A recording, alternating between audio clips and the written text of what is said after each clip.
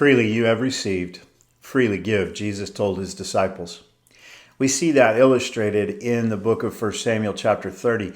David and his men return to the city of Ziklag, and they find that it's been burned with fire, and all of their wives and children have been taken captive by the Amalekites.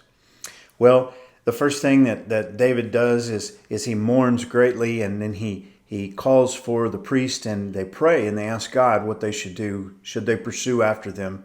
And the answer from the Lord is yes, and you'll recover the spoil. And so they run hard, 600 men to pursue after them.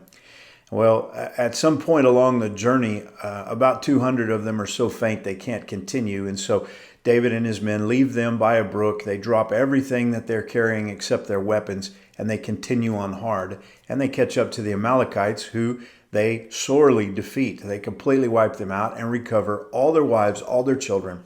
And then this massive amount of spoil of the things that the Amalekites have taken, of their own goods and things, they get back.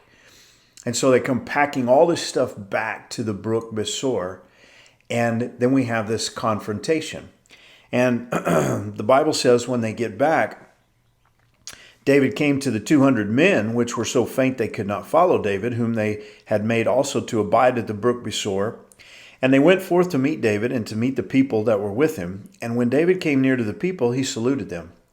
Then answered all the wicked men and the men of Belial, of those that went with David, and said, because they went not with us, we will not give them aught of the spoil that we have recovered, save to every man his wife and his children, and they may lead them away and depart. Now, we see this, and what we see here is these wicked men and men of Belial are a part of this company of David's men.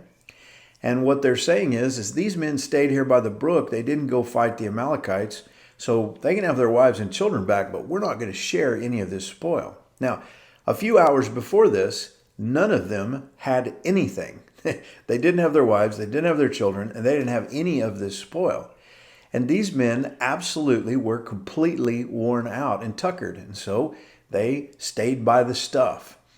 And these wicked men said, these men who didn't go fight, they don't get any of this spoil. And David reminds them of something very important.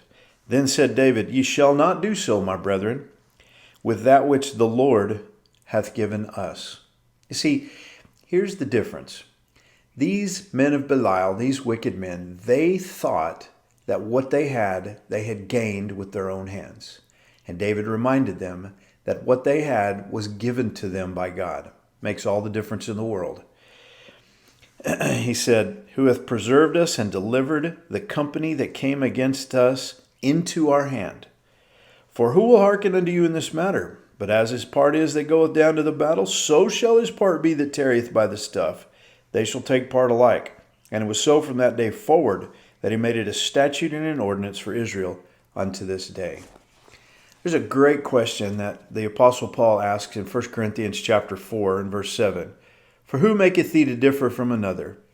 And what hast thou that thou didst not receive? These men had been graciously given all of their possessions and families back by God. They could in turn be generous with it. He says, now if thou didst receive it, why dost thou glory as if thou hadst not received it?